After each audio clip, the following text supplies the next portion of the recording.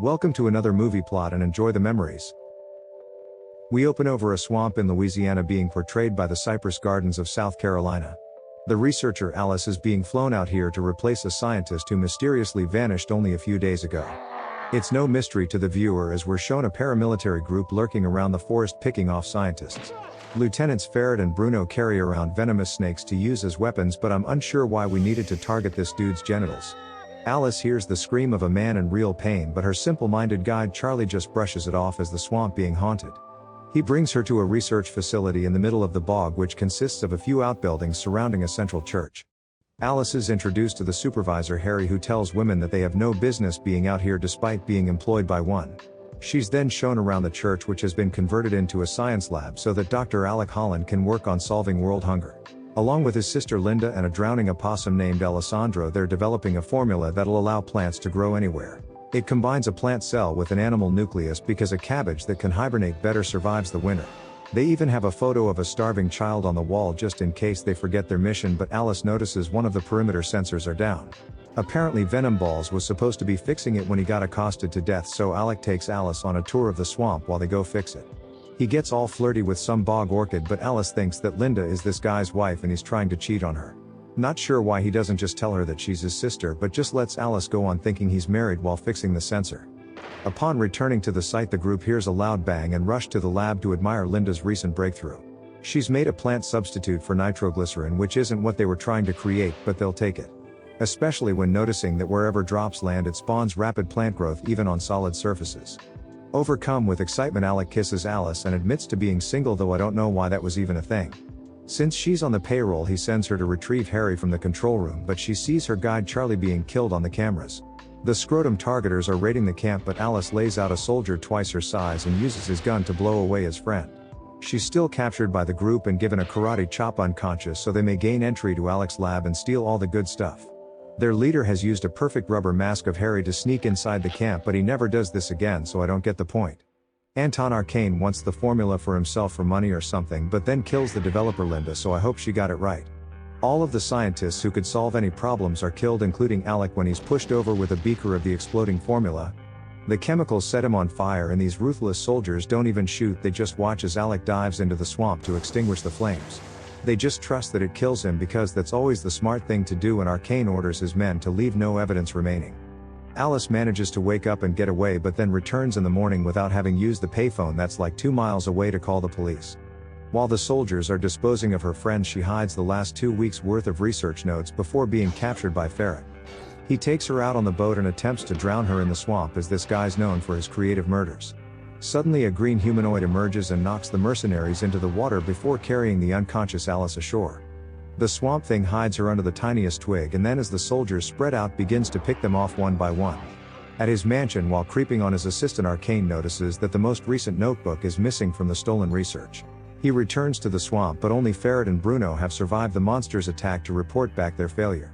Meanwhile, Alice runs to a busy gas station whose minder Jude is like 12 years old and uses his phone to call her employer for help. She gets connected to Arcane and reveals that she has possession of the last notebook as well as her current location. That makes it a whole lot easier for him to show up with his men, so Alice steals a handgun that this kid shouldn't have anyway. The heap of junk just explodes the moment she uses it, so Alice flees into the forest while being pursued by the thugs in their vehicle. Before they run her over, the swamp thing steps out and halts the truck dead in its tracks, so good thing we're wearing our seatbelts. He doesn't kill anyone and instead just throws them around while absorbing all of their gunfire without a care in the world. Once the rest run away, Swampy helps Alice, but she's ungrateful, so he trudges back into the swamp without so much as a thanks. He visits the ruined lab and finds his sister's locket, in a sorta soft reveal of this being Alec. Alice arrives with Jude and retrieves the hidden notebook before spying on the monster getting angry at a chemistry set. She runs away because she doesn't recognize Alec and escapes in Jude's vessel before the teary-eyed swamp thing can explain himself. Meanwhile, Arcane has learned about the monster from his lieutenants and orders them to bring it to him alive. These half-wits can't even capture a notebook, let alone a superhero. However, they do find him immediately when using Alice for bait. Alec must defend the woman that he loves and also met just yesterday by hiding among the reeds and hoping the bad guys come closer. The swamp thing leaps out and begins serving up some side dishes of beetroot, but once again he doesn't kill anyone. More soldiers arrive with grenades to blow Swampy to smithereens, as I hope Arcane didn't mean he wanted this thing in one piece. None of this phases the immortal plant man, who orchestrates an elaborate crash between two airboats to cover his escape. In the chaos, Alice makes it to shore and leaves the notebook with Jude while she gets help, which seems like a silly idea. The boy is immediately beaten unconscious and Alice is taken back to Arcane's riverboat, but again these morons find no book. The Swamp Thing finds Jude's lifeless body and uses his newfound power of Lazarus fingers to revive him. He's like, "Hey, you've got my notebook," meaning that Bruno and Ferret couldn't even find a foot-long payday on a 4-foot person. The latter will also have to find his gonads as Alice knees them into his stomach and the two go overboard. She makes it to shore, but Ferret isn't taking any prisoners this time and wildly swings his machete around like they're never growing back. Swampy steps out and loses an entire arm to the little psycho, but since he still has another one, he crushes his head with it. Despite all of the crap she's gone through, somehow Alice faints just from this and awakens soon after in the monster's moldy embrace. His remaining arm presents her with an orchid, so she recognizes him as Alec and gets a soggy little head rub from her almost lover. In the very next scene, Alice is skinny dipping in this leech-infested cesspool while the Swamp Thing sulks about what he'll never have. Arcane's mercenaries politely wait until she gets dressed before capturing Alice and using her to lure in her moist lover. He's captured in the cast net of tremendous strength while the notebook containing all the important stuff is stolen by the soldiers. That evening at the Arcane mansion, these thieves celebrate their ability to duplicate Linda's formula and recreate monsters. Unfortunately for Bruno, Arcane has secretly slipped the first dose into his drink and he begins to feel the effects. He shrinks down into some little goblin thing half the size of his former self, which isn't the most ideal result. Arcane throws mini Bruno into the dungeons alongside a chained up Swampy, who he asks what the hell just happened. Alec explains that the formula doesn't make you stronger but manifests your personality, and Bruno was just a timid bootlicker. For some reason they lock Alice up with Alec so they can escape together, I guess, while Arcane goes upstairs to chug some of the formula. He thinks that he's too good to turn into a 4-foot imp, but the side effects that he receives aren't much better. He transforms into a classic man-bear pig, then destroys the rest of the formula as he considers this thing a success. Meanwhile, Alice encourages Alec to reach for the sunlight, which photosynthesizes into a missing arm as the wings come much later. The two escape before Arcane catches them, and little Bruno helps find a way out through an underwater tunnel.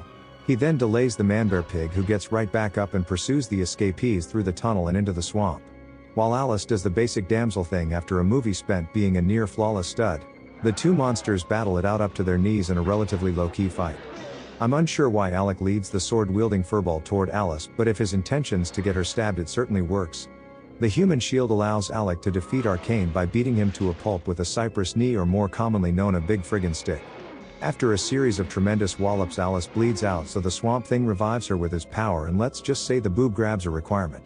Before he's finished checking her pulse, Arcane returns, so Alec puts a beating on the man-bear pig and finishes him off with a sword. Despite her being fully recovered, we never actually see Alice walk again because the Swamp Thing carries her to the road of only pivots. She pleads for him to stay, but he refuses because this version of Alec doesn't have dainty little fingers like the previous one. He promises to return when he can handle a beaker while Jude pops out of some bushes for the final scene, because why not? And the movie ends.